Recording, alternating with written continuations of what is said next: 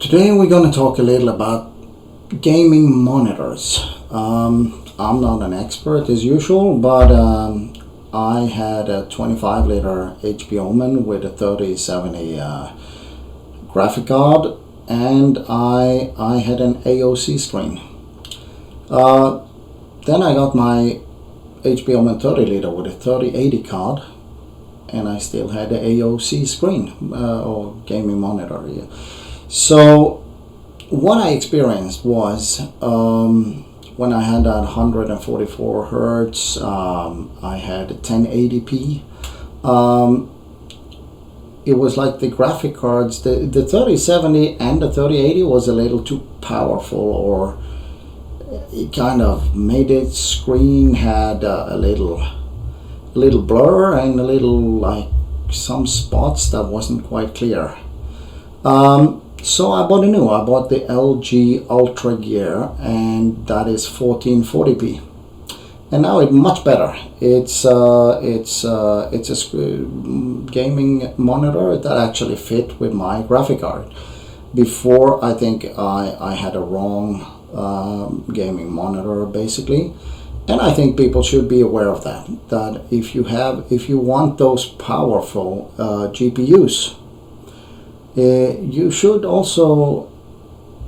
need also to get a screen that fit with that. You need a good gaming monitor. When I looked, I searched like the best 27-inch gaming monitor, and I got up MSI, I got up Samsung, I got up LG, to name a few. LG did consistently score high in the tests that I saw. Many people recommended it, and I went with the LG, and I never regretted anything.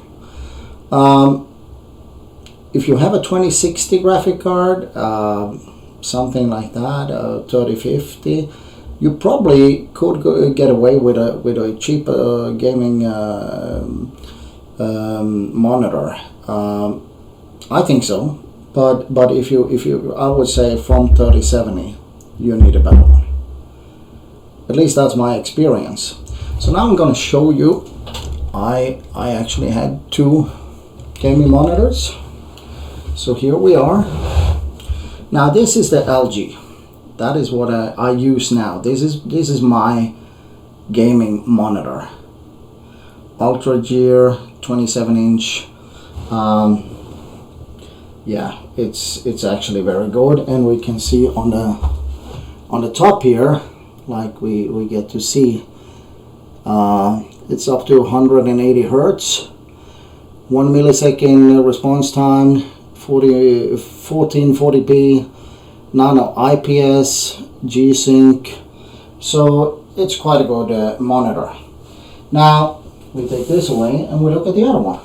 It's not a bad monitor at all. It's an AOC. It's the G2 series, and if we look on top here, we see again G-Sync, 144 hertz, 1 millisecond response time here as well. But this one is 1080p, so it is quite a big difference on those two monitors. So if you're looking at a computer, it's not cheap. You need to get a computer with a good CPU, good GPU, good PSU, and then you need a bloody good gaming monitor as well. And they are not cheap. So I don't know if it's true, but the people in the shop told me that kind of the GPU and the gaming monitor should fit together. That way everything goes seamless, everything goes smooth.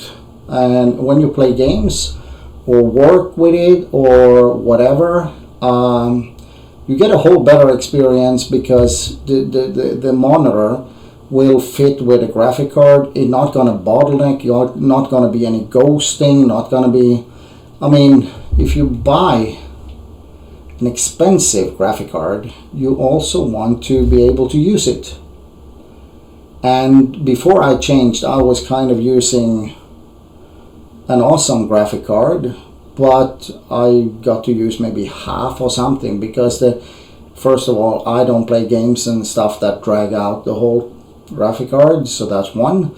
And number two, the screen is pulling it down as well. So I didn't get to see how good, actually, how great the graphics were. Because 1080p is okay, but it wasn't like, it did make those small dots on the monitor when I played games. It was a little blurry, and that take away that fantastic experience with such a graphic card.